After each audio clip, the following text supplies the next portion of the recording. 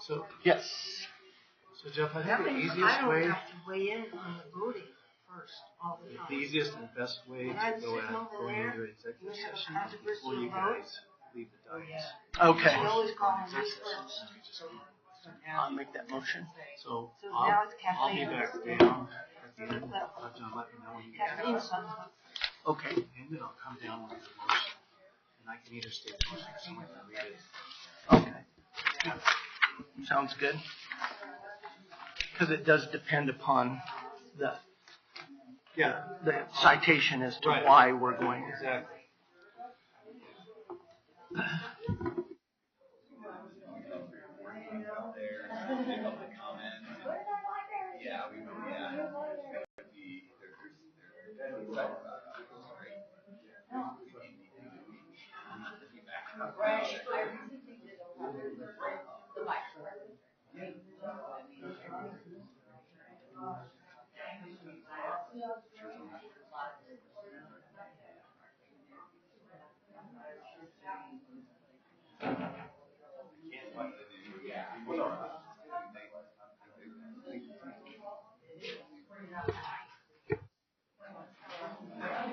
Light screen. It's working. Mm-hmm.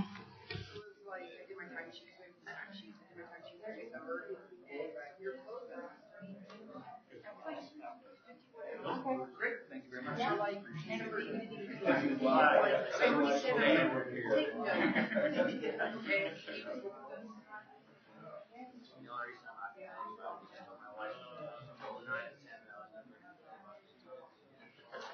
Here we are. I saw that you were on the retreat.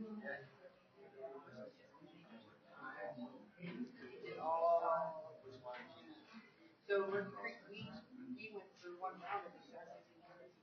And then Harvey sold it to Lennar and Lennar to us and we were doing it. Right, yeah, they are. We do a lot of work to do. Sure do. Well, that's a right. But it's a big one. Yeah, we would do a lot of work for Lennar and for us. Yeah, we've been working on Mercury for a while. Oh, I worked. My predecessor's house. No, we had.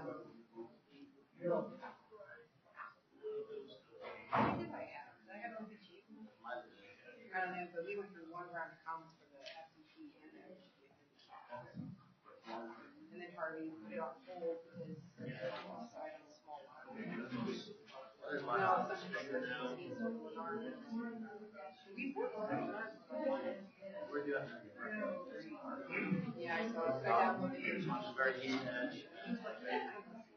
It gets frustrating there and somebody makes somebody else.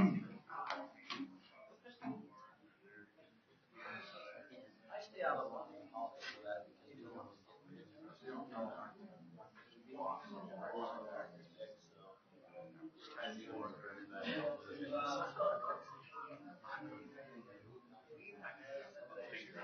Here, they're advertising for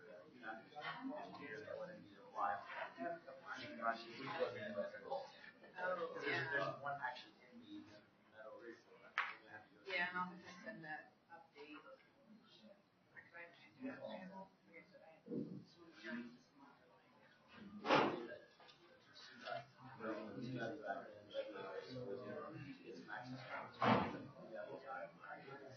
I get it, sorry, general use case, Linda.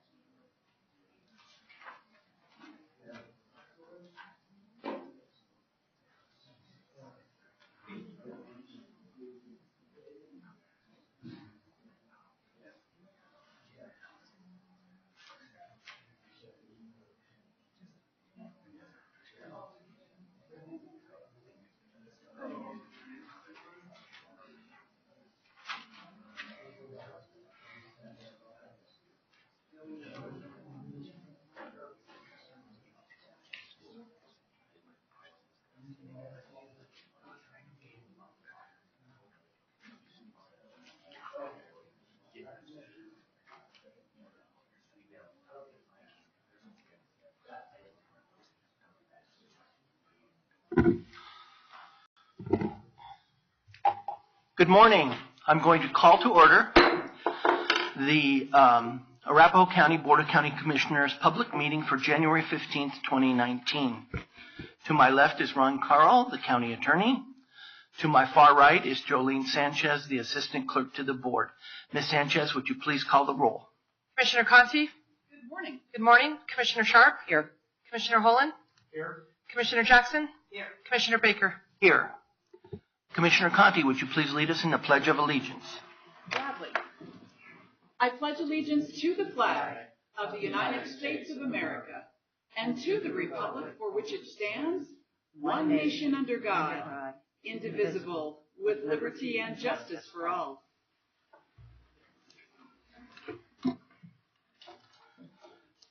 Thank you. Mr. Carl, are there any modifications to the agenda this There are morning? no modifications today. I would entertain a motion to adopt the agenda. Second. Motion made by Commissioner Holland, seconded by Commissioner Jackson. All in favor? Aye. Any opposed or abstentions? Seeing none, that motion passes unanimously. This is the time that we've set aside for citizens to speak to the county commissioners on any non-agenda items. If there are any citizens that would like to speak to the Board of County Commissioners on anything that's not already scheduled for a public hearing, then there's a 3-minute time limit per person. If you'll make yourself known to me or come forward to the podium if you're a citizen that would like to address the Board of County Commissioners. Seeing none, I will close the public comment period. We have 2 sets of minutes to approve. Both of them were with a full board. The first one is from December 11th, 2018. Are there any comments, questions, or concerns, motion, etc. for those minutes? Motion made by Commissioner Holland, Second. seconded by Commissioner Conti. All in favor? Aye. Aye. That motion passes unanimously. The second set of minutes is from December 18th, 2018. Are there any questions, comments, concerns, or motions? Mr. Chair, I would move approval. Second. Motion made by Commissioner Conti, seconded by Commissioner Sharp. All in favor? Aye. Aye. That motion passes unanimously. We do have a consent agenda. We have several items on the consent agenda. Are there any questions, concerns, or motions concerning the consent agenda? Then I would move that we approve the consent agenda as published. So moved. Motion made by Commissioner Conti, seconded by Commissioner Holland. All in favor? Aye.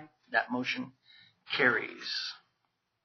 The very first item in our general business agenda is a public hearing for Final Development Plan, FDP 18-003, Copperleaf 19, Final Development Plan. Our attorney on this matter is Robert Hills, Senior Assistant County Attorney, and our presenter is Bill Skinner, Senior Planner, Public Works and Development. Mr. Hill, could you please set the foundation for us? Yes, thank you, Mr. Chair. This final development plan Thank you, Mr. Chair. This final development plan for Copperleaf has been noticed in accordance with the Land Development Code by publishing, posting the property, and mailing to adjacent property owners. The board has jurisdiction to proceed. Thank you, Mr. Hill. Good morning, Mr. Skinner. Morning, Commissioners. Bill Skinner for the Planning Division. We're going to have a site plan up and pictures of the site. When we get into the applicant's presentation, I'm just going to open the door for them to do their presentation. Having seen it at Planning Commission, I think you'll get a lot of information out of it. Big picture, this is known as Copperleaf 19. It's a age-restricted proposal for housing that they want to drop into Copperleaf. They want to put this on a lot that's within the Copperleaf PDP, located roughly 700 feet west of the intersection at East Quincy Avenue and Copperleaf Boulevard. As an FDP within Copperleaf, it's required to comply with it's a site plan required to comply with the underlying limits, restrictions, maximums, minimums, criteria established in the Copperleaf PDP. The staff finds that it does. And so we've recommended approval and brought it forward to you. More specifically, the application requests 170 residential units in a 4-story building located on a 6-acre lot, which results in a density of 28.3 DU per acre. I believe this area of Copperleaf allows up to 30, so they're within their density restrictions. There are also going to be some multi-bay garage buildings on the ground that are not part of the building, but they're scattered around the site at the perimeter against the drives. I believe there's 4 of them in total. Recreation center for indoor activities, an outdoor pool, and a pickleball court, which seems to be becoming more and more popular as we move forward. I think we're going to see a lot of those in the future.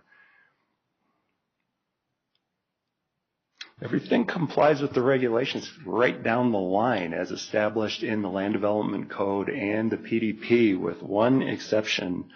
Our regulations don't have a specific criteria for age-restricted or senior apartments like this. And the applicant has proposed, and I think done an extremely good job, having seen about 5 of these over my tenure here as far as parking deviation restrictions. They did a really nice job justifying why they want to ask for the rate they've asked for. What they're requesting is providing 260 spaces, which results in 1.53 spaces per unit for this 170 unit facility. This was a big topic of discussion at the Planning Commission. Staff got comfortable with it before we got to the Planning Commission, and we're fine with it, fully supporting that as well. Some of the planning commissioners had some questions, and Scott, representing the applicant, did an extremely good job of explaining their rationale. So if we have questions about that parking requirement, I'll ask you to direct them to Scott when he comes up. The reason I'm making a statement about it here is it doesn't comply. We don't have a regulation that it can comply with for this specific situation. The commissioners will be providing an approval or denial on something that you don't have a black and white regulation on. Part of my duty is to stand up and say, do we meet the rules, do we not? This one's a little gray. Then it falls on me to inform you there's a little bit of gray, and please feel free to explore it with the applicant when we get to that. Okay, two more points. The sidewalk along Quincy and Copperleaf has been a topic of discussion in a number of applications. The development agreement, which I believe is 15 to 20 years old, I'm not sure on that off the top of my head, but I can get that back to you if you want. Anyway, it stipulated a long time ago that when the first property in Copperleaf along Quincy developed, the entire sidewalk frontage along Quincy should be provided. We haven't gotten that yet, but this applicant, instead of fighting us tooth and nail, has agreed to enter into an agreement with the staff that says they're going to provide theirs, and then they're going to complete the connection for a missing piece that covers about 3 lot frontages. So they'll be participating one way or another in a set of off-site improvements. We don't have everything we're shooting for yet, but we're getting close, and I would just like to point out that this applicant has been a willing partner in getting us there. Last piece. There is a white piece of paper up there with text on it about a condition number 5. There has been a new development, not pertaining necessarily to this specific lot. As we move towards this hearing, there's a property to the east of here. We need to guarantee 2 points of access. That involves a cross-lot agreement with a number of lots. Condition number 5 that you have in front of you, we'd simply have you read in if you choose to adopt it as part of your approval. Just please read it into the record as number 5 after the 4 you've already received. The condition's been discussed with the applicant. Our engineering staff is on board. Our legal staff has been part of the discussion. The planning and mapping staff are fine with it. That's it. Just ask that you add it. Question. You mentioned the Planning Commission had some questions. Did they end up approving this? They did. They had a unanimous vote for recommendation, and then a unanimous recommendation for approval. Thank you. Any other questions for Mr. Skinner this morning? Thank you very much, and we'll have the applicant come up next. Okay. Good morning, and if you'd state your name and address for the record, please. Thank you, Bill. My name's Scott Morris. My address is 120 West Cataldo Avenue, Spokane, Washington, 99201. Good morning, Mr. Commissioner. Thank you for having me this morning. Again, I'm Scott Morris. I'm with the Inland Group from Spokane. But Spokane, while it's technically home, the Front Range is as much home as anything in our work life. We have 11 projects currently in the Front Range, 6 of which are senior projects and 4 of which are the same affinity project that we're proposing in Aurora. Affinity at Copperleaf, and we're super excited about that project. It's a great location. We're proposing 170 units of age-restricted apartments. There's no buy-in, there's no health care, there's no food. But if you walked in the facility, you would think it's more of a congregate care type age-in-place facility, even though it's not. Because what we kind of pride ourselves in is, well, each apartment has a full kitchen, washer and dryer, walk-in closet, a patio, or a balcony. It's the amenity space that encourages the seniors to get out and create a community with each other.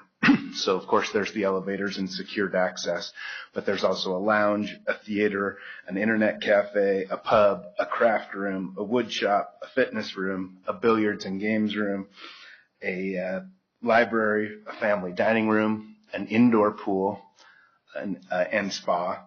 And then there's community gardens, pickleball, barbecue kitchen area outdoors, and also a dog park. And I don't want to take too much of your time, but I did just a real quick slideshow that would just show you some of the pictures. So this is Affinity at Colorado Springs, which is an example of the exterior. There's the pool house with the outdoor barbecue area, fire pit, kind of the entrance area. This is the Affinity at Loveland project. There's Fort Collins, pickleball court. There's the indoor pool and spa, the theater room, library, internet cafe, living room, game room, craft room, the pub. I think that's it. Just to give you a little example there. It's really nice to be in front of you in this situation today because we have no issues with the staff's comments or recommendations, which always puts it a little bit easier.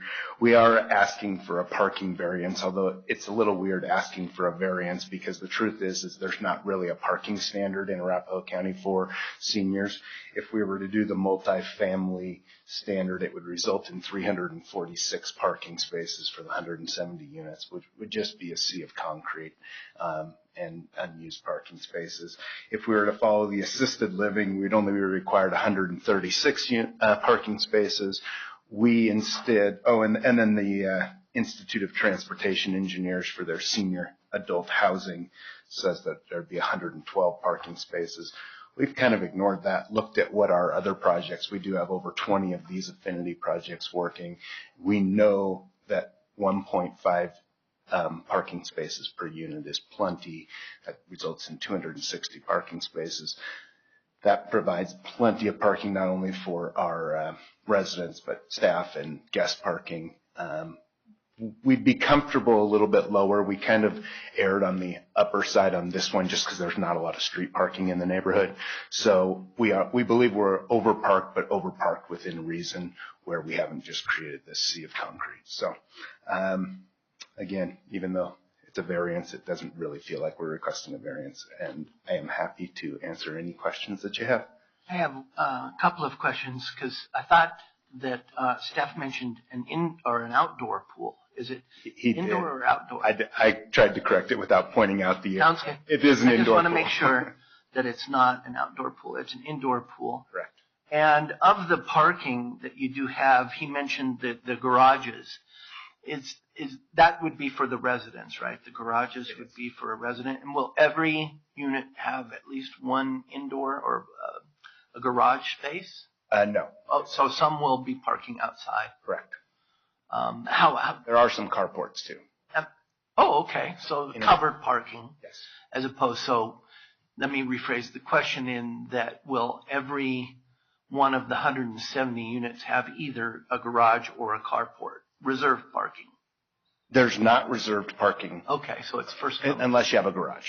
Then it is. Okay, how about handicap parking? There is handicap parking. The percentage of handicap parking versus other parking, because I imagine this is a senior living facility, so there's quite a few residents that will have handicap parking. So instead of wanting to park in the garage, they may actually, or a carport, they may want to park in open parking closest to the entrance. Is that the way the handicap parking will be designed? Yes, the handicap parking is designed that way, and there is a demand for the handicap parking, although it's not what you would typically see. This is, again, no health care, no food. This is age-restricted apartments, so it's not as much of a demand. And then, of course, residents who do have health issues, and they can also make a request for reasonable accommodation to be assigned a spot, which often happens too, closer to doors or things like that. But typically, the handicap handicap spots are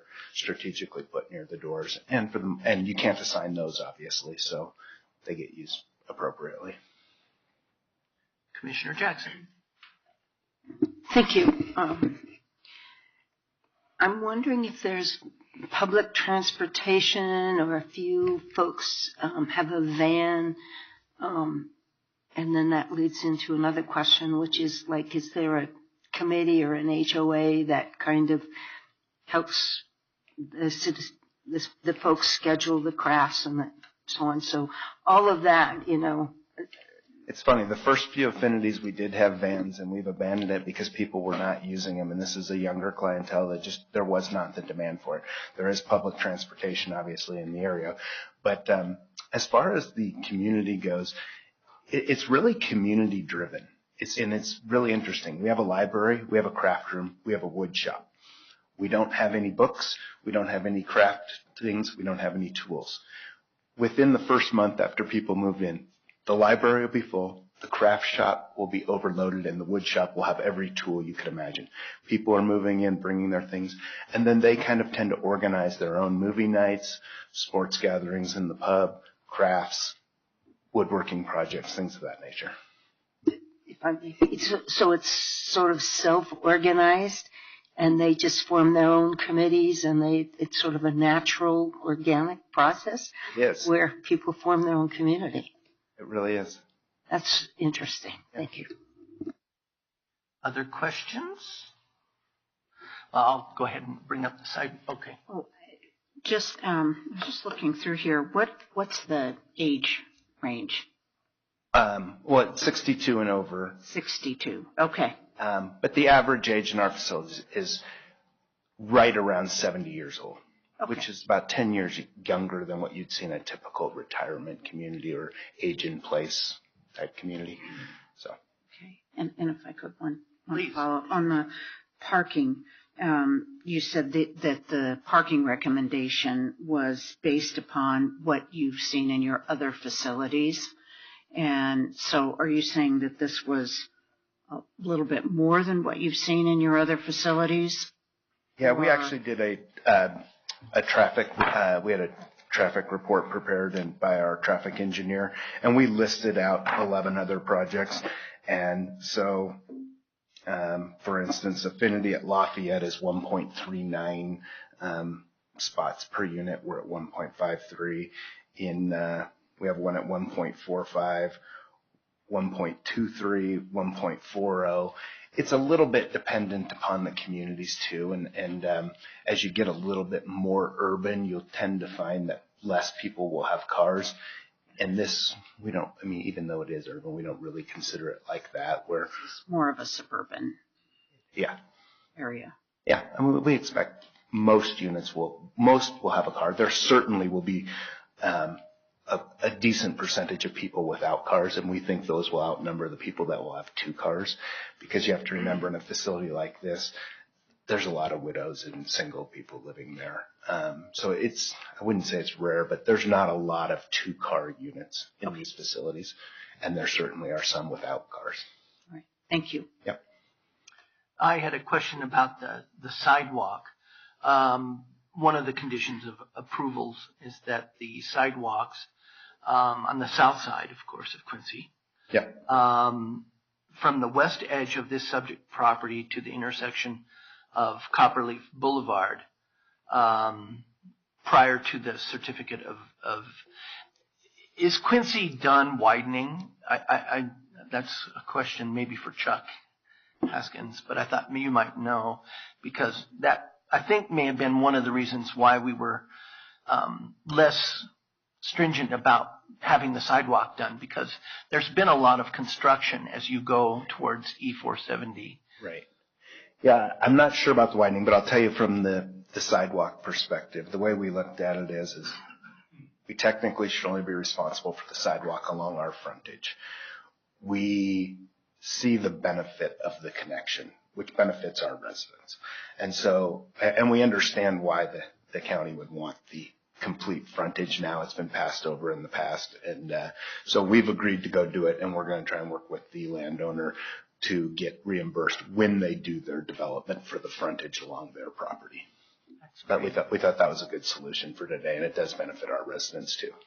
Thank you for being so flexible. Yeah. Any other questions for Mr. Morris? Okay, if there's none at this time, thank you very much. Thank you.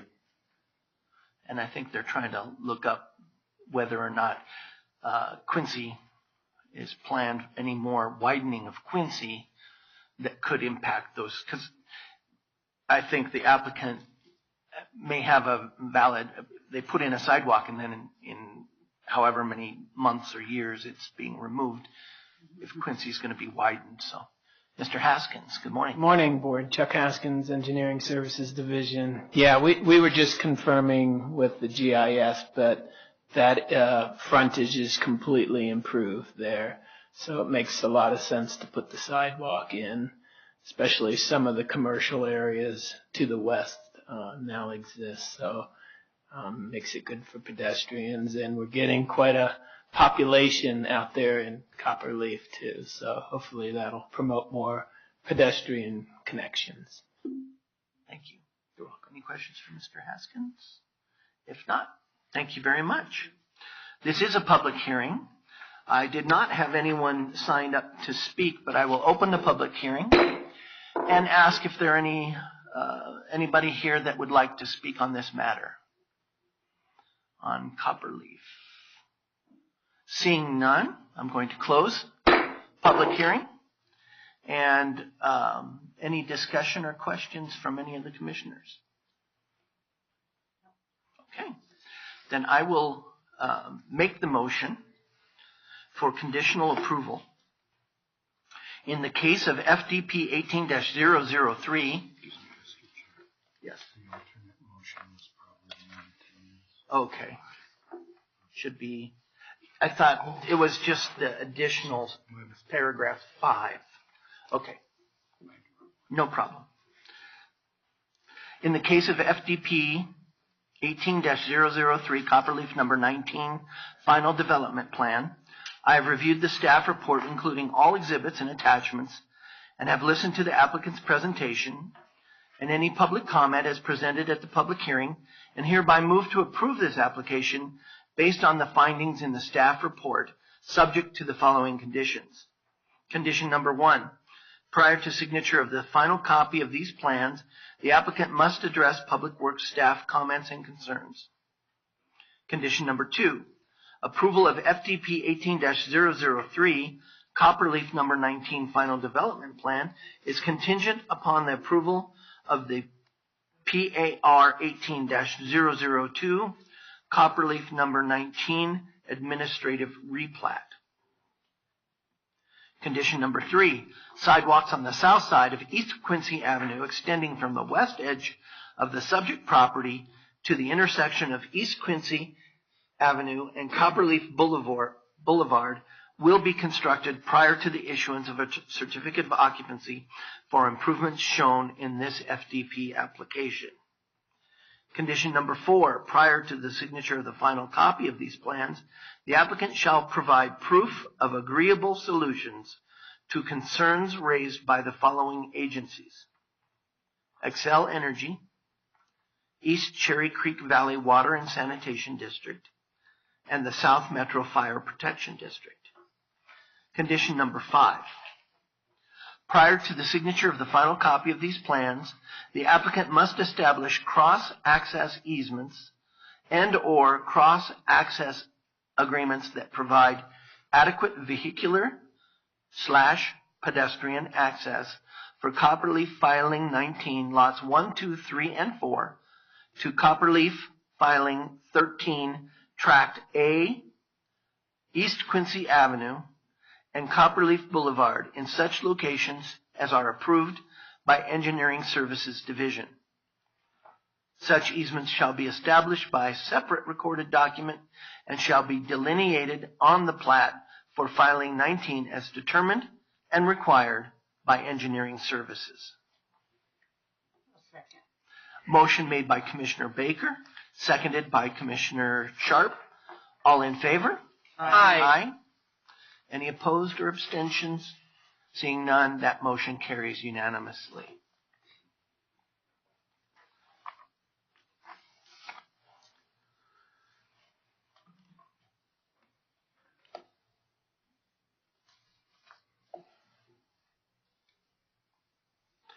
We are going to the very next item on our general business, which is public hearing for SDPZ 18-001 Mainstreet Villas Specific Development Plan. The presenter will be Kathleen Hammer, Planner 2 with Public Works and Development. And once again, the attorney on this matter is Robert Hill, the Senior Assistant County Attorney. Mr. Hill, would you set the foundation for us, please? Yes, thank you, Mr. Chair. This specific development plan has been noticed by publication, by posting the property, and by mailing to adjacent properties. The board has jurisdiction to proceed. In addition, there's a related minor subdivision, which if the board is inclined, I could set the foundation for that as well if you wanted to combine the public hearings for both. Yes, I didn't read that, but it is PM 18-004 Mainstreet Villas Minor Plat. I'm sorry, that should have been the next one. And then, if we can combine the public hearings for both the Both applications have been properly noticed in accordance with Land Development Code. The board has jurisdiction to proceed on both, and if the board is inclined, we can combine both public hearings. Thank you very much. Good morning, Ms. Hammer. Good morning, Commissioners. The applications before you tonight are for a property located in Byers. LAI Design Group, the applicant and the owner, Bradbury Properties, proposed to develop one existing vacant lot. It currently is unplatted right now. They are proposing to develop this lot through the planned unit development process. The specific development plan, if approved, will establish the specific land uses and development standards for the property. The applicant will be required to submit an administrative site plan if the SDP is approved. At that time, the details of the site will be worked out. The existing lot is 4.16 acres and is proposed to be subdivided into 2 lots. Proposed lot 1 is just over 2 acres and is proposed to be developed with 8 attached residential buildings for a total of 16 units. Proposed lot 2 is just under 2 acres and it is under contract with the Arapahoe County Libraries to be developed at a future time through the L&E process. The Arapahoe County Libraries does have representatives here to speak on the matter of the contract and the process and where they are with purchasing that property. The adjacent properties are single-family residential uses. Like I said, the property is currently unplatted and located within the buyer's sub-area plan. The buyer's sub-area plan designates the site as suitable for residential single-family less than 1 acre. In your packet, I have included a section in regard to cash in lieu for land dedication. That is currently not what is included in your updated conditions. At the time of public hearing, which was held at the Planning Commission on January 8th, 2019, no members of the public spoke on this matter. In regards to the plat, the Planning Commission did make recommendation with conditions 1 through 4 and altered condition number 5 to ensure that staff made adjustments to the cash in lieu.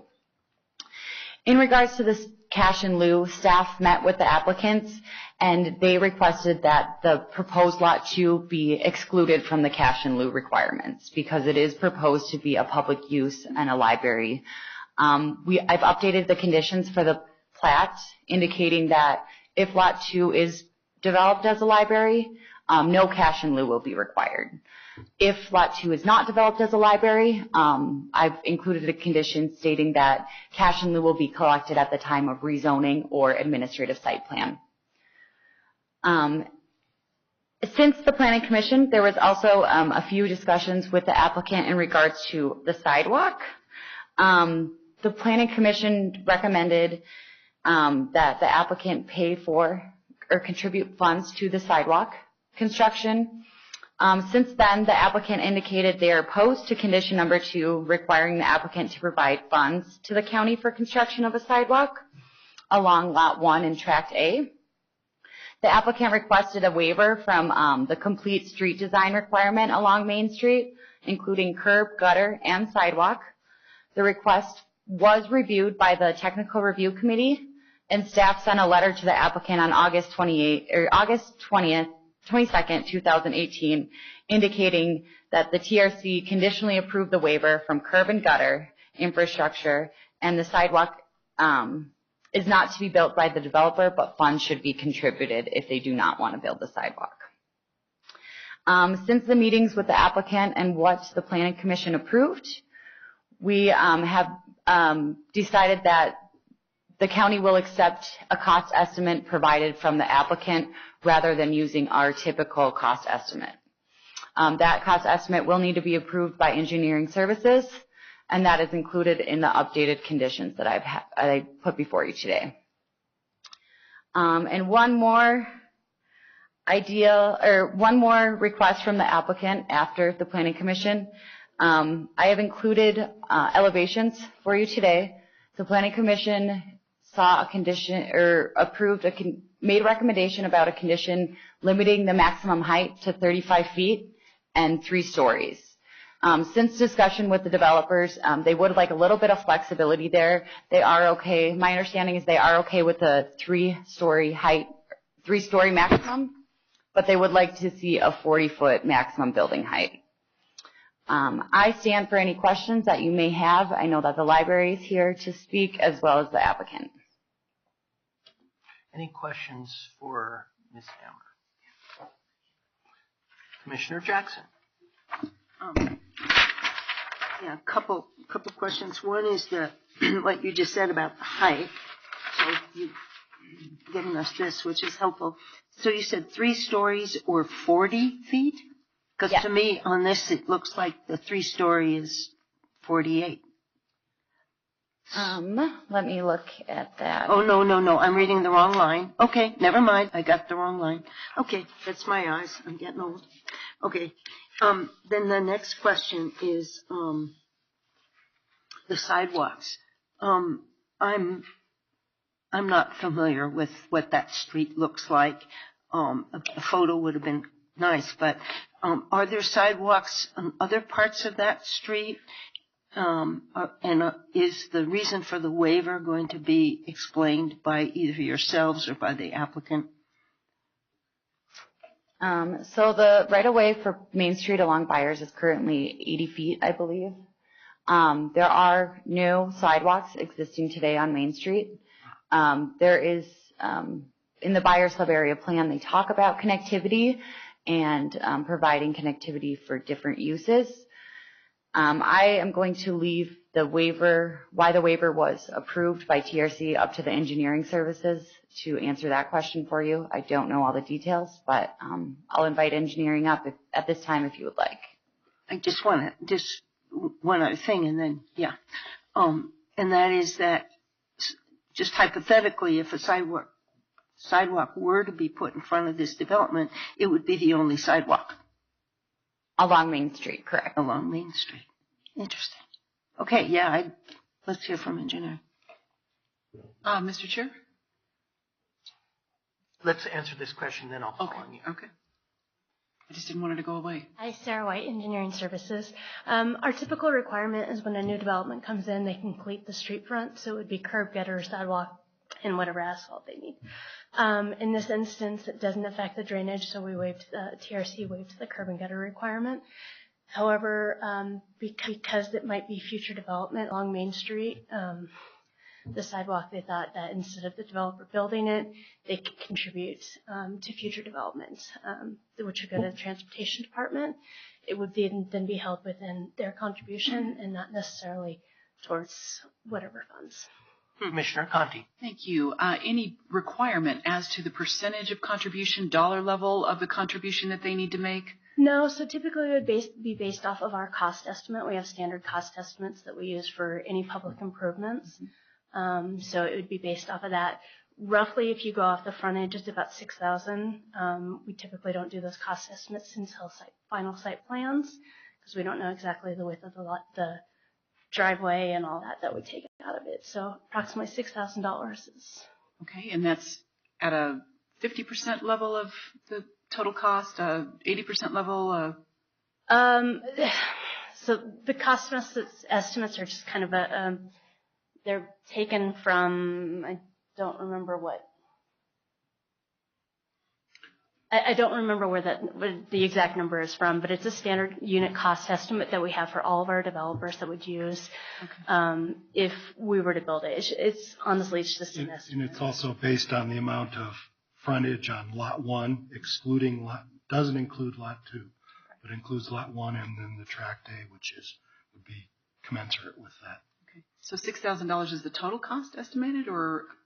It's a rough estimate on the base of what our cost. Rough estimate of the total cost. Yeah, okay, that's what I was looking for. Is it a percentage of the total cost estimate, or is it a full amount, or that's what I was trying to get at. Thank you. Yes.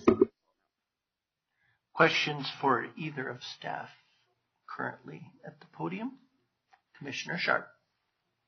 I just had a question. Excuse me, on the height. Was this discussed at the planning commission, or the change in the height? So the planning commission did discuss height. They asked staff to kind of explain why staff recommended 35 feet in height. In your staff report, I've included that the adjacent properties are single family homes, and that's why staff made the recommendation for 35 feet in height. The planning commission did make recommendation following staff with the 35-foot height and then the 3-story maximum. After the meeting, the applicant approached me and indicated they want a little bit of flexibility because they're not sure what their final product is going to be on that lot. And they did provide that elevation sheet in front of you today, making the case why they would like a little bit of flexibility. But the applicant did not discuss this with the planning commission when the 35-foot height was recommended by the Planning Commission. They did not in that hearing talk about talk about going higher. I believe it was after the meeting. They spoke to staff after the meeting, but it was a discussion point at the meeting, indicating they wanted some flexibility there. I don't think they provided any hard number at the Planning Commission saying they wanted 40 feet or something. They indicated they wanted higher than 35 feet. Okay, but a Planning Commission heard those concerns or what their desires and still stuck to 35. Yes, so on the what plan I'm trying set, to. Yep, on the plan set now, they're proposing 55. So the staff indicated we did not want to see 55 foot in height there, and the Planning Commission agreed with that, but they did not talk about exceeding the 35 feet with the planning. The Planning Commissioners did not talk about exceeding 35 feet in height. Okay. I'm just a little confused as to why they didn't go ahead and take that up and address it at the time, because now it's coming back to us. But anyway, were there any citizens there? No one spoke at the public hearing. No one spoke. Okay. So I understand that this property is next to a vacant property. What's on the other side? Single family homes. I'm not exactly sure what's in regards to northwest south, but there are some trailers in the area, trailer homes, and then they are zoned for single family residents. Okay. All right. Thank you. Mm-hmm. Any other questions for Kat Hammer on this issue? If not, then I guess we'll hear the applicant first, and then we'll have the library folks come up. Great. Is that okay? Good morning. If you'd state your name and address for the record, please. Good morning. My name is Jennifer Carpenter. I'm with LAI Design Group. We're at 88 Inverness Circle East, Inglewood, 80112. Thank you, Commissioners, for hearing our project. And we have been working closely with Kathleen and staff. Just real quick, we did see on the resolution that Bradbury Properties is listed. The actual entity is Bijou Knowles, LLC. I guess since these are now combined, there are 3 conditions in the combination of packet of the minor subdivision and the STP. The first one I guess that we should discuss is the sidewalk. So yes, we did apply to the TRC asking for a waiver on curb and gutter and sidewalk. There are no curb and gutters and there are no sidewalks in the town of Byers. We did receive a waiver on the curb and gutter, and we since then have been discussing the sidewalk and how that should be addressed. Our main concerns for asking for a waiver on the sidewalk at this time is that it would go nowhere, which leads to our concern of life safety. There is a vacant property to the north, and until the library is built, there's a vacant property to the south. To the west, it's quite a distance. There's a small tract that's vacant, and then I believe there's some residential that are small homes and the wastewater treatment plant. Then you would have the 80-foot right-of-way. One thing to note about Mainstreet, that the 80-foot right-of-way is not really standard even to what the county has, and the edge of asphalt is quite meandering within the right-of-way. Therefore, if the right-of-way was ever improved, even though we would attempt our best to put the sidewalk adjacent to the right-of-way, it could be removed and have to be replaced during construction. So our legal counsel with our applicant has provided a revision of their own for condition 3.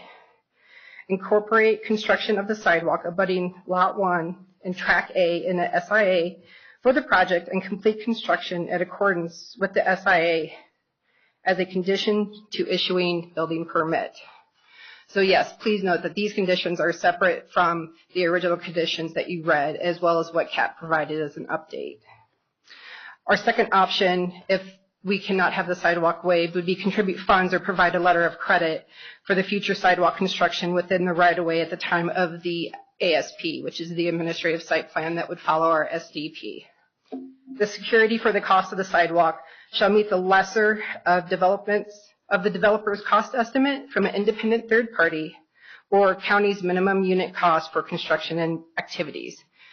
If that is the way that we are to proceed, we'd also like, if possible, an expiration of 8 to 10 years or something that we can agree on that our funds are just not out there. To do a new product like this in buyers and provide options for the community, costs are going up, utilities are going up, the client wants to get this build, and $6,000 actually is a hardship for this client to produce these units. The next condition that I believe is on both the applications is the cash in lieu. We have been working closely. We have made modifications since the hearing. We would like to reiterate that we agree with Lot 1, but we would like 50% of Track A because it is a shared use between the library and the residential. And then finally, in regards to the height, we have been working through the process with 55 feet because we were using a prior zoning exhibit that had to do with density and height. We had 4 stories and 55. Upon receipt of staff comments, that is when we first saw that they were requesting 35 and 3 stories. We discussed that at hearing, but we wanted to see really what a true 3-story would be with a pitch roof that would fit into the architecture and into the community that we were trying to portray. So 38 is what we did a quick, but with parapets and other amenities or how roofs are constructed, we thought that 40 feet was acceptable and was hoping it would be acceptable to you. I guess in closing with those 3 conditions, staff for the most part has been quite supportive of the project. We received no comments from the community and we received only approval from all referral agencies. So I will open it for any questions. Questions? I have one. In the diagram that we've been given, the elevation, if the 2, I guess, living areas are allowed to go up to the 3 stories or the under 40-foot maximum, would the area above the garage also increase to provide additional space inside those? So the reason for the request for the 3rd story would be if we wanted to somewhat change the use. If the 2-story paired homes or duplexes, just due to market, we didn't want to have to come back and amend it. So if we went to a 3rd story, maybe it changes into a condo, or it could be another part of the same living space. So we just wanted the flexibility not to have to come back and do an amendment. Also, since this is covering both lots, we have not received elevations from the library. So sometimes these amenities have towers or entries that are raised, and so we wanted to make sure we had the flexibility. Good, thank you. Any other questions for the applicant on this? Commissioner Sharp and then Commissioner Jackson. So I was a little confused by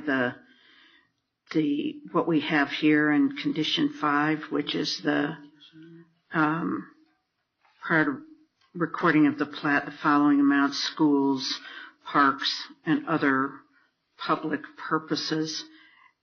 Is what's on here what you're asking for, or is it 50% of what's on here?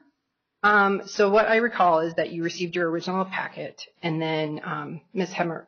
Cat has provided a condition that went to Lot 1 in Track A, and we agree with Lot 1, but would like 50% of Track A, since it's a shared detention facility between the 2 lots. In regards to the specific numbers, there's a calculator that they use, and so I can't quote what the dollar amount would be, but I think that works through the ASP and some of those other parts of that next process. What the board has in front of it for the cash in lieu is calculated based on all of Lot 1 and all of Track A, not half of Track A. Okay. Yeah, and we would like half of Track A. So Track A is the drainage easement between Lot 2 and Lot 1. Yes, sir.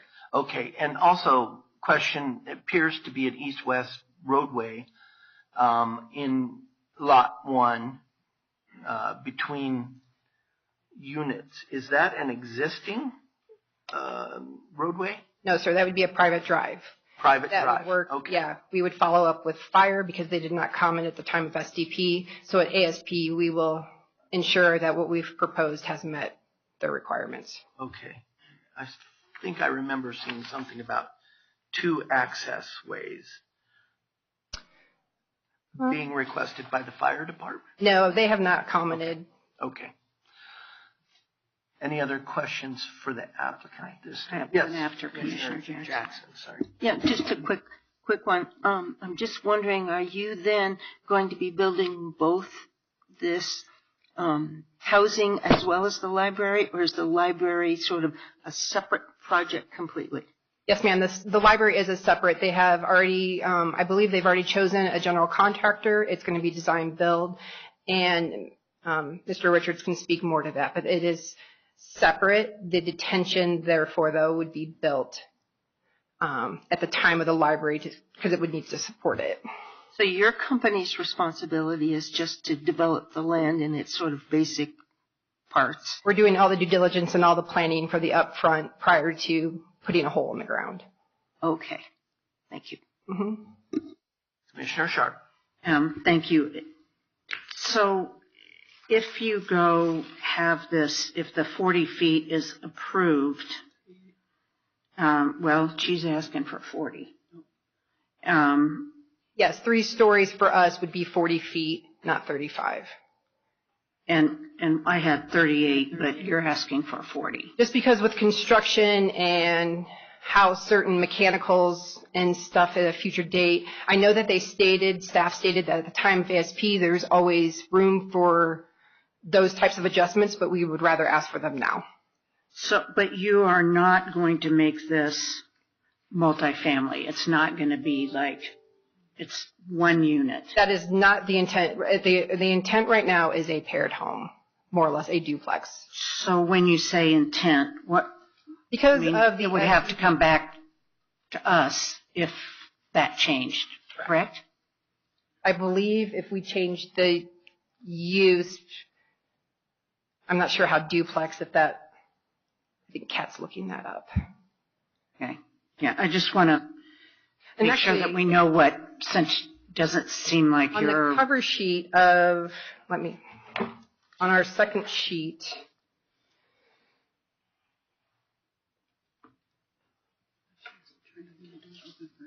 so our proposed permitted use is single-family attached dwelling units. Specifically 8 In specific, yes. So I would assume... buildings with Okay. 16 units.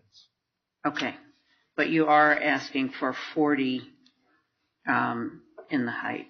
Because this covers both lots. And the sidewalk, and so 50%, 40 on the height, 50% on the, just lost it, the, Track yeah, A. but the, Lot 1, track A. in kind, or cash in lieu, sorry, not in kind, cash in lieu, and the sidewalk, you don't want to, Our initial request was that the sidewalk is waived. whole thing, curb and gutter. The curb and gutter Sidewalk. has been approved by the TRC as a waived item. We would like to include the sidewalk in that waiver. Okay. I have to say I'm reluctant to do that. So, because 10 years, if we were to go 10 years, hopefully there'll be other development and, it'd be nice to have sidewalks, curb and gutter, I understand, in the location. So, anyway. I can make a various proposals for conditions of approval. Okay.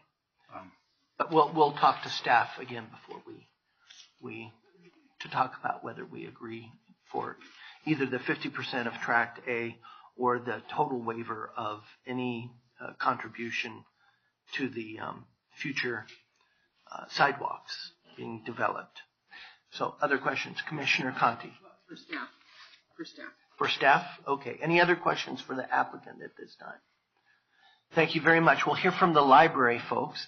If you can come forward and state your name for the record, name and address, and Good morning, Commissioners. My name is Cameron Richards. I'm with the firm of Sutter and Vanderwall. We're attorneys for the Arapahoe Library District. Our address is 7400 East Orchard Road, Suite 3300, Greenwood Village, Colorado 80111. It's a pleasure to be before you. The library has been working with the underlying property owner in conjunction on this property for, I think it was probably close to about 2 years ago where the initial discussion started. I've brought a letter to present to you that just kind of outlines some of the steps. Ms. Sanchez, please, and she can make sure we get it.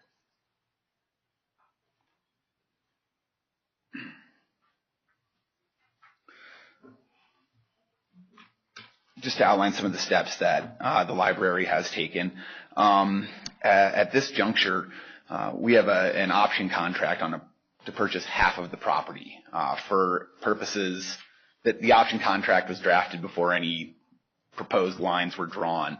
For all intents and purposes, that would include proposed Lot 2 and half of Tract A. It just made more sense to develop Tract A in conjunction with the property owners to serve both lots as opposed to each lot needing to take into account its own drainage needs. Since the execution of the option contract, the district has conducted its due diligence on the property. We've consulted with our own engineers, architects, consultants. We've worked hand in hand with the property owners through the subdivision process.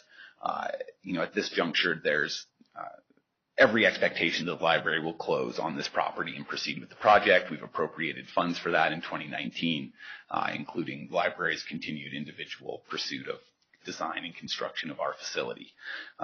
We've even gone so far as to hold a public meeting. Board of Trustees meeting was held in Byers in which this project was discussed. We solicited community feedback, so we would be in big trouble if we changed our tack now. To the extent that this process involves the district fully supports the positions enunciated by the applicant, where per our contract we're splitting subdivision fees and things like that. So for all of the more technical questions, I'll refer you back to the applicant, but if there are any questions pertaining to the library's involvement in this process, I'd be happy to address them. I also have Linda Spies, who is the Director of Operations, and Jose Ortiz, who's the Facilities Manager, with me as well. So we should be able to address any questions or concerns the commissioners may have. I have a question about, the applicant did ask that requirement for half cash in lieu for half of Tract A. Again, the library, I believe I read that you would not have any requirement for any cash in lieu since it's a public building, so that's waived. So the other half of Tract A, cash in lieu, I guess I'm mixing up cash in lieu versus the actual construction. Will the library do the construction on the drainage easement between the two lots? That would be a shared cost. Okay. What we've always contemplated with the property developer would be certain things that would equally benefit both properties will be done under a shared construction, shared cost agreement. Okay. That might include sewer facilities, things like that, that would be necessary to serve both properties. Okay.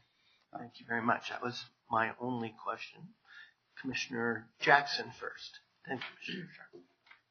Thank you. Since we brought the librarian here, might as well put her to work here. I'm just very curious as to how many folks use your library daily, weekly, whatever. What kind of... Yeah. Come forward, please. Yeah. And again, if you'd state your name and address for the record. Hello, Commissioners. I'm Linda Spies, Director of Operations for Arapahoe Libraries. We are located at 12855 East Adam Aircraft Circle, Inglewood, Colorado 80112. So for the buyer's library, I don't have daily usage numbers on top of my head for the library.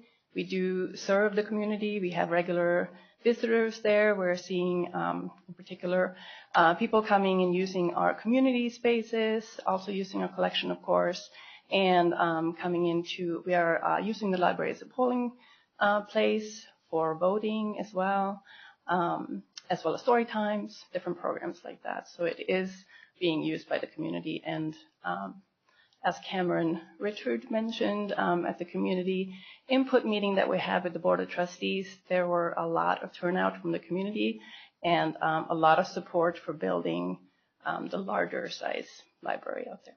So this will be an expansion from what you have currently? Yes. We're looking to do a 10,000 square foot library, and our current one is, I want to say, just under 4,000. Fantastic. I know that libraries near me are always packed, so that's great news. Thank you. Commissioner Sharp. So, kind of back to the sidewalk thing. So will the library build the sidewalk or contribute to the sidewalk and in front of the building? And then I'm wondering about the connection between these two properties. Will there be any connection, sidewalks between the two, or? We had talked about an access point between the two lots. Please come forward, Jennifer. Jennifer Carpenter, LAI Design Group. So on the west of the properties, there is not only a access trail to the detention, but there also will be a trail to the library. So there will be connection on the west side of the site between the two uses. Okay. And then I would, Cameron Richards, Sutter and Vanderwall. I would add that, the library would probably anticipate filing for a waiver for the sidewalk requirement, although I would imagine that the discussion would be somewhat along the lines of what transpires here today. So. Okay. Thank you. Any other questions for the library? Okay. Thank you very much. We appreciate you being here. Thank you very much. We'd like, I guess, Ms. Hammer to come forward again just to answer some of our questions concerning when, and it might be even Chuck, I'm not sure. Byers is an unincorporated Arapahoe County. And when the roads are improved out there, in the past, my experience, and my having gone down Mainstreet, I'm not sure what's the other road on the west, the other street. It's a kind of a gravel shoulder. And again, the width of the asphalt does vary quite a bit, but people walk on the shoulder of the road. There's also a drainage swale or ditch kind of thing along the side of Main Street, as I recall. And when we traditionally have improved the roads in Byers, it's been a mill and overlay, or I don't know about any full depth reclamation of those roads that has taken place. But I'm just wondering if, and it may be outside the scope of this particular public hearing, but I'd like to know if we've got plans to do anything along Main Street or on the road to the west. The way it looks from this diagram is that Main Street is on the east side. Am I right in that? The map has north to the right. Yes. So Main Street is to the east and the roadway to the west. So I was just kind of wondering about any plans right now for any improvements of those roadways. I will let engineering speak. Okay. Proposed. Any other questions for Ms. Hammer? My other question was, if the applicant were to contribute to the sidewalks and they were to pay the $6,000 that you had previously mentioned, does that just sit in a fund, or where does that money go until sidewalks at such time might be completed? My understanding is, and engineering can confirm, that money is set aside for improvements in Byers. It's not a general fund for improvements in the county. It's improvements in Byers. Set aside where? In a fund. I can't speak to where the fund is, but I'll let engineering speak. Does City of Byers have access to that, or County, just county. Okay, I'm just. So our transportation CIP department holds a fund, so they do the same for like drainage fees and anything like that. They collect money for future transportation or projects that they have, and they keep it in a non-interest bearing account. So when they need to actually improve a road or do a project, they go to that fund and then use that for that. Is it a GAS requirement or GSP or whatever government acronym? Yeah, a requirement that it be a non-interest bearing account. Ooh, sorry. That I'm not sure. Yeah, I'm not sure about that, but Yeah, because I would think that would certainly be helpful because inflation certainly does happen. Yeah, in theory, but I know all of the stuff that we gather for contributions and any, like I said, drainage fees, anything that we set aside for projects, all go in a non-interest bearing account. Why, I don't know, but yeah. It is designated funds, though. Government account. Mr. Haskins. The fees are put into an account. They do earn interest to the county. It's not paid to the applicant is what. So the county earns interest on their money, and usually that goes to the general fund. But those fees are set aside, earmarked for a sidewalk in Byers along this frontage. And there is no current project proposed to do that, to answer your question, Commissioner Baker. But we see at this density and connections to public facilities that we have to start somewhere in getting some sidewalks out there, or we run the risk of the county having to put them in someday. And that's something that we don't want to have. We waive the sidewalk, the property residents 5 years from now request a sidewalk, and then the county has to put it in. So we typically don't do an 8 to 10 year time frame, but if that's the pleasure of the board, we could certainly structure the SIA that way. That was going to be my next question, was about the cap. If nothing is done, does the money eventually get returned to the applicant? Right, yeah. Commissioner Jackson. Just to follow up then, what if there is a usual time frame, what is that? Something like this. There isn't. It goes into an account, and then the county has the obligation to make that improvement at some point. So at some point. Usually what we see is other projects come forward, and we use their contractor and take advantage of their cost and complete additional sidewalk beyond their frontage. So that's normally how it goes. So we can do larger installations at lower cost. But there's no guarantee that something in Byers is going to happen. Yeah. Well, I mean, if we're collecting it, that's certainly the intent. Okay. Additional questions? Thank you very much. This is a public hearing. We are combining the public hearings for both case number PM 18-004, Mainstreet Villas Minor Subdivision, and case number SD PZ 18-001, Mainstreet Villas, the SDP. So we had a number of people sign up to speak, but they've already spoken. They're either here on behalf of the library or I guess it was all the library folks that signed up. But I will open up the public hearing. Is there any member of the public that would like to address the board on this issue at this time? Seeing none, I will close the public hearing. Commissioner comments. I think we have a number of things to decide here so that we can have Mr. Hill possibly make modifications to the motions, the conditions involved in the motions, if that's the board's pleasure. I see the sidewalk issue. Just as a reminder, the TRC has approved a waiver on curb and gutter improvements, is the way I understood that.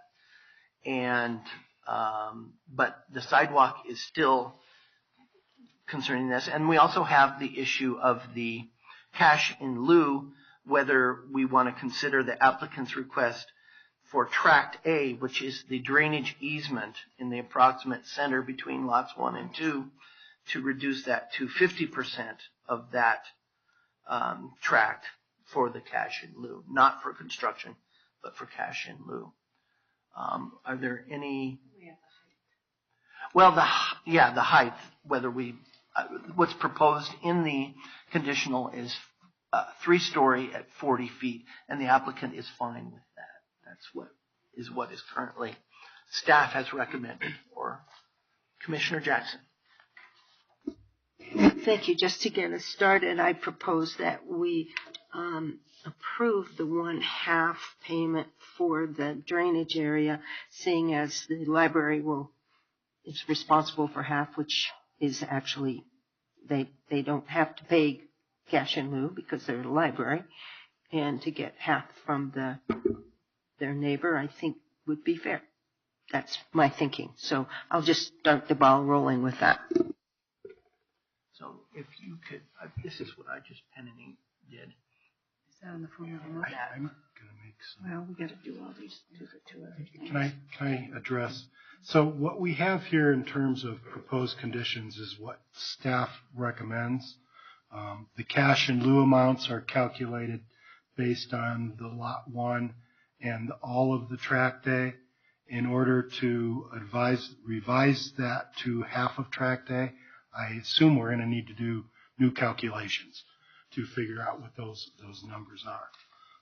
Relative to the sidewalk, what the motion and the idea there is that under our current code, a development of this nature requires curb, gutter, and sidewalk improvements.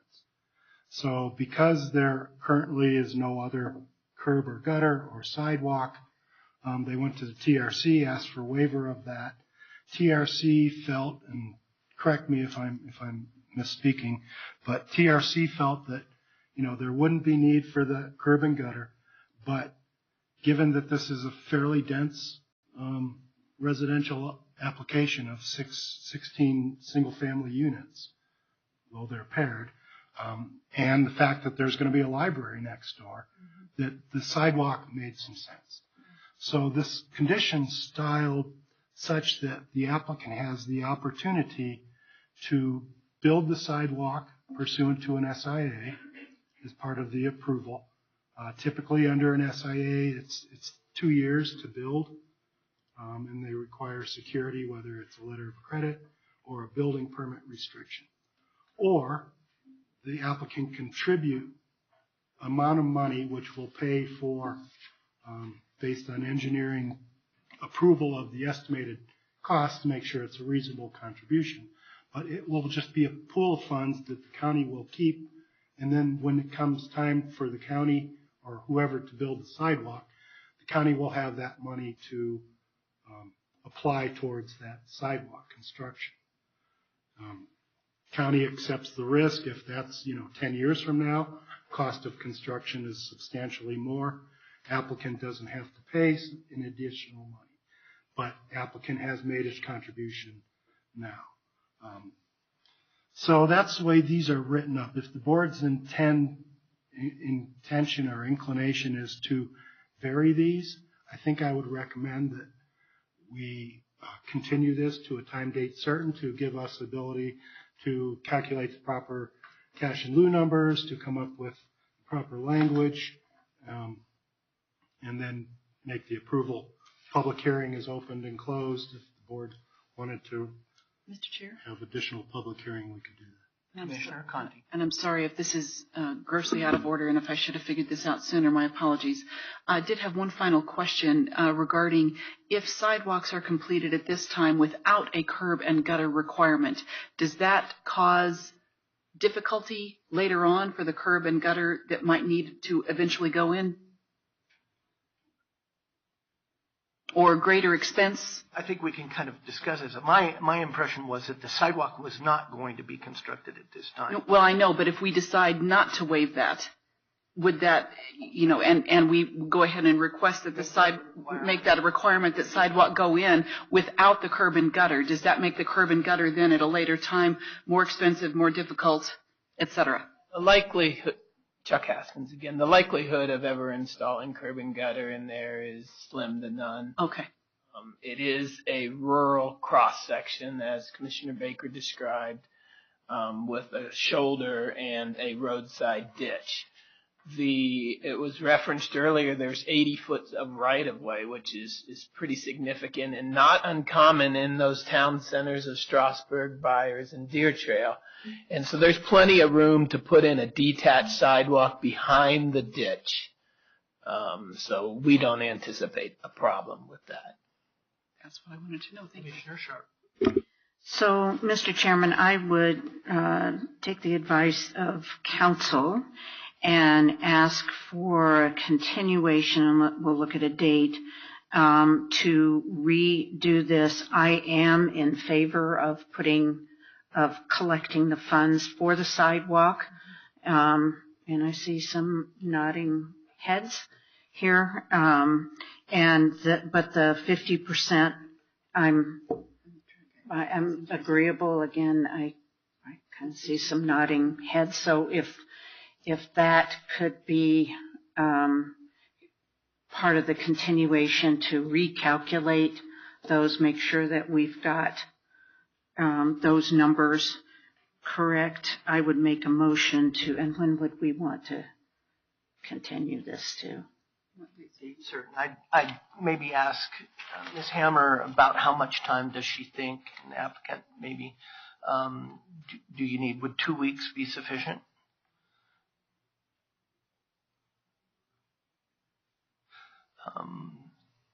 So 29th? I know, 29th. Is everyone planning to be here on the 29th?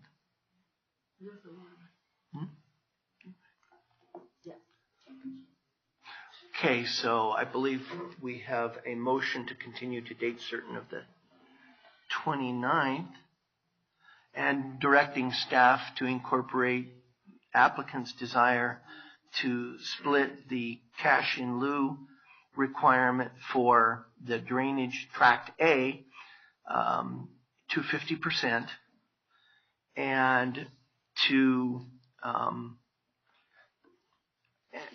the sidewalk issue is number 3 in case number PM 18-004, and it's number 2 in SDPZ 18-001. And what we here is having to make changes to the condition of approval for the SIA with I don't know if you can calculate the amounts at this time for that, but that would be appreciated if staff could do that. But I would also like to suggest that I'm not opposed to considering a time frame in which this would either have to be spent or returned to the applicant between 8 and 10 years. 8 or 10 years, whatever staff recommends at that. So I'm kind of modifying Commissioner Sharp's motion. Accept that modification. Okay. I would agree. And is there a second? Second. Motion made by Commissioner Sharp to continue this for date certain, and motion was seconded by Commissioner Jackson. Just want to say that sometimes these things need to be clarified before we can approve them. I think you've heard our discussion and that we're generally in favor of approving this, your application with some of the suggestions that you made, but maybe not all of them. Okay. Can I ask for clarification? You mentioned, the modification to conditions 2 and 3 regarding the sidewalk would allow either construction by them pursuant to an SIA or contribution of money in the amount to be determined And then after 8 or 10 years, if the sidewalk is not under construction or planned for construction, the county would then return that money with interest, without interest, and it'd be 8 years or 10 years. My initial thought of that as far as modification would be that it would be, I'll just say 10 years, longer period, 10 years, and it would be returning whatever they contribute minus the interest. Which is our standard. Isn't that our? Because we keep the interest, he said. I believe that's one way I understood it.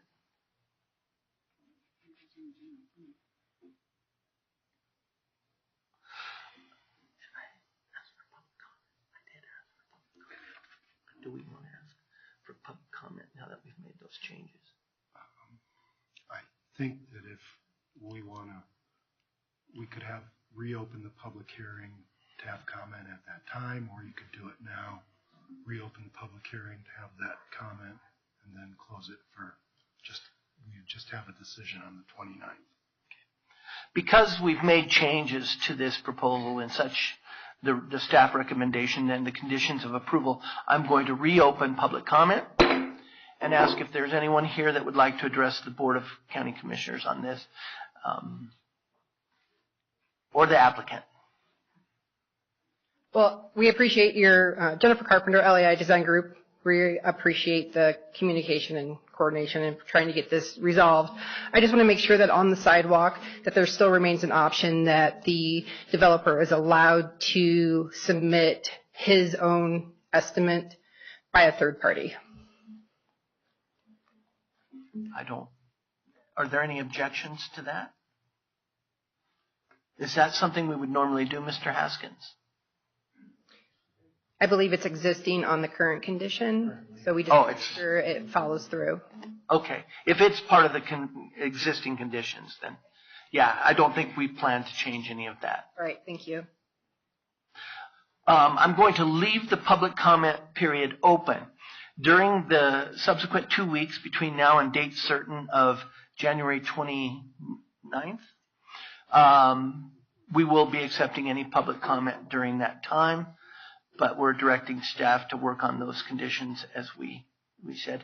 So there was Commissioner Sharp. Mr. Chairman, I did not specifically say continuation of the cases, so we would continue both of them. Correct.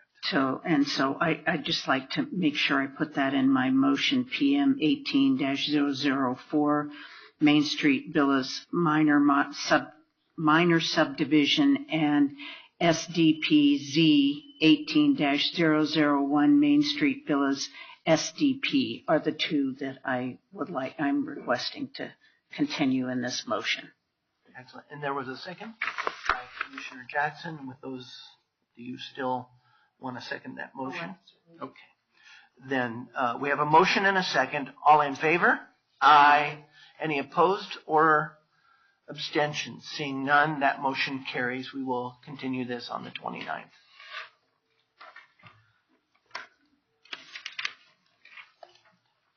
Thank you for your patience. We are at the point in our meeting when we have commissioner comments. Are there any commissioner comments at this time? If not, I would make a motion. I move that the board go into executive session to receive legal advice regarding an open records request for an HR investigation report pursuant to Section 24-6-402, Paren 4, Paren B of the Colorado Revised Statutes. Motion made by Commissioner Baker, seconded by Commissioner Jackson. All in favor? Aye. And with that, we are adjourning the public meeting.